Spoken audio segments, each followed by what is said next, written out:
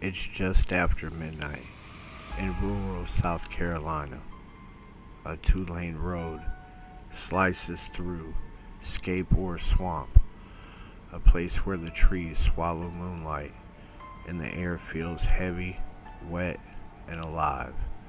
The kind of place where sound doesn't travel right and where you always feel like you're not alone. A 17-year-old boy is driving home after working late. The radio crackles. His headlights cut through fog. Then, red eyes. Not reflective, not animal, intentional, standing just off the road. The boy doesn't slow down. He floors the accelerator. That's when the thing moves. It doesn't run away. It runs toward him. Minutes later, a 911 dispatcher receives a call that will ignite one of the strangest cryptid panics in American history. There's something after me. It's big. It jumped onto my car. Police take the call seriously because when they see the vehicle, something has torn it apart. And whatever did it didn't leave footprints.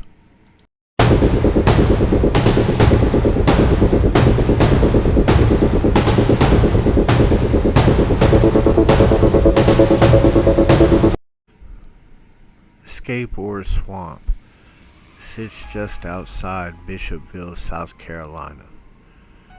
On a map, it looks unremarkable. A patch of green surrounded by farmland and quiet roads, but maps don't show depth. They don't show how the ground disappears beneath the water.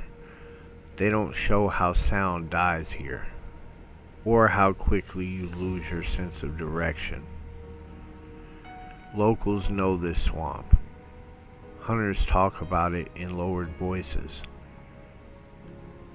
Farmers warn their kids not to wander too close because animals go missing here, and sometimes people do too. Long before 1988, stories circulated of something watching from the trees, but stories don't scare the nation. Evidence does. Bishopville is isolated. No major highways, sparse population, long response times. The road Davis drove that night runs directly alongside the swamp. No guardrails, no streetlights, nothing but trees and black water. If something stepped out of that swamp, there was nowhere to go. On June 29th, 1988, Christopher Davis was driving home just after midnight. As he approached the swamp road, his headlights illuminated a figure standing upright, 7 feet tall, green, scaly skin, long arms, and eyes glowing red. Before he could react, it charged. Davis later said it leapt onto the roof of his car. The vehicle shook violently. Something scratched at the glass. Something bit into the metal.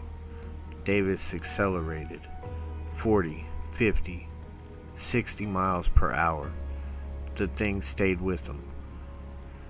Only when he slammed on the brakes did it finally fall away. He didn't stop. He went straight home and dialed 911. I saw something. It was real big. It jumped on my car. The dispatcher thought it might be an accident or panic, but officers were sent anyway. That decision changed everything. When officers examined the car, they didn't laugh.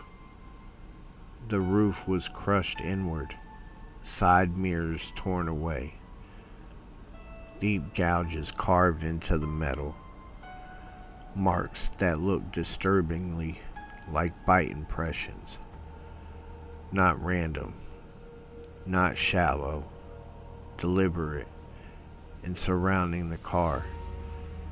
No footprints, no drag marks, no animal tracks. Whatever attacked the vehicle didn't walk away. It disappeared. The story exploded. Within days, Bishopville was swarmed with reporters. The creature was given a name: the Lizard Man of Scape Ore Swamp. Sightings poured in. Red eyes watching from tree lines. Heavy footsteps pacing cars at night. Something running alongside vehicles, keeping pace. Fear spread faster than facts. More vehicles were found damaged near the swamp. Tires ripped apart, panels crushed. One car reportedly had its door torn nearly off. Again, no tracks, no blood, no fur, just destruction. Wildlife officials suggested a bear. Locals rejected it immediately. Bears don't climb onto moving cars.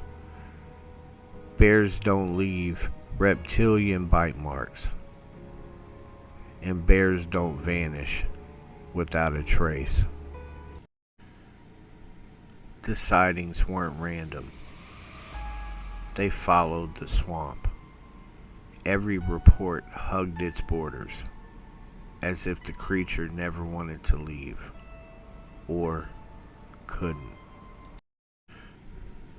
Alligator? Too tall. Bear? Wrong anatomy. Known wildlife doesn't match the behavior. Teenagers? Then explain the damage. Explain the consistency. Explain why trained officers documented it. Nearby military infrastructure? Cold War biological research? Reptilian humanoid rumors? Nothing confirmed, nothing denied. A relic of prehistory? A survivor that adapted instead of evolving? A thing the swamp learned to hide. By late summer of 1988, the sightings stopped. No final report, no explanation, no body. The media lost interest. Authorities closed the case, and the swamp went quiet. Too quiet. Over the years, hunters and campers have reported the same things: eyes, movement, a feeling of being watched. In 2015, reports surfaced again. The legend resurfaced, because legends don't return unless something reminds people. If it was fake, why was the evidence real? If it was an animal, why hasn't it been identified? If it was something else, why was it never searched for properly? Some mysteries aren't solved. They're abandoned. Tonight, Scape Ore Swamp looks peaceful, but peace is a disguise. If you stand still long enough, you'll feel it.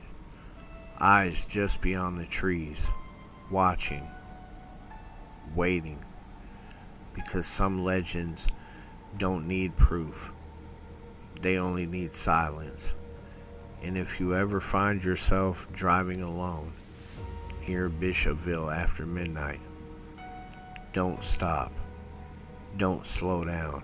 And if something runs towards your car, pray it lets go.